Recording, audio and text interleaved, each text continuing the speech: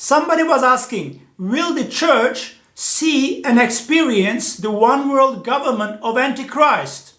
The short and sweet answer to that question is no. The church will not be here on earth when the Antichrist rises to power, establishes his one world government, and demands that everybody get his mark. We will be in heaven together with Jesus Christ. You see, in Revelation chapter 4 verse 1, the church gets raptured into heaven. And after that, we see God pouring his wrath on earth, Antichrist rising to global power, establishing his one world rule, persecuting, oppressing, and killing people mercilessly. And only later on in chapter 19 of Revelation, the church comes back to earth together with Jesus Christ on white horses to defeat the Antichrist and rescue the Jewish people from the enclave of the Antichrist and his armies, and to establish the millennial kingdom of Jesus Christ in Jerusalem, from where Jesus Christ will rule the whole world.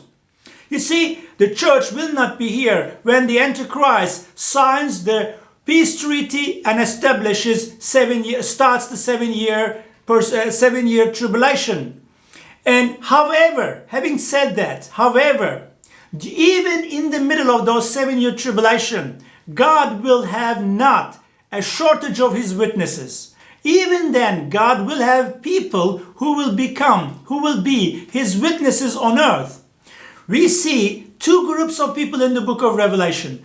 We see the 144,000 Jews who will become God's witnesses, and they will have a global ministry, and as a result of their ministry, thousands of people from all nations and language groups will become believers in Jesus Christ. They will be persecuted and they will be killed, and they will end up before the throne of God in heaven, and they will sing praises to Jesus Christ in heaven. We read that in Revelation chapter 7, but also in Revelation chapter 11, we read about the two witnesses who will also have a global influence of being the witnesses of God of the Bible.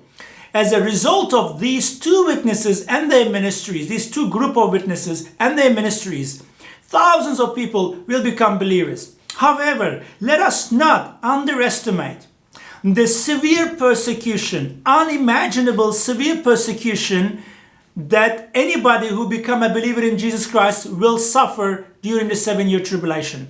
So if any of you is not a believer in Jesus yet, don't wait for the 7-year tribulation. Become a believer of Jesus Christ now.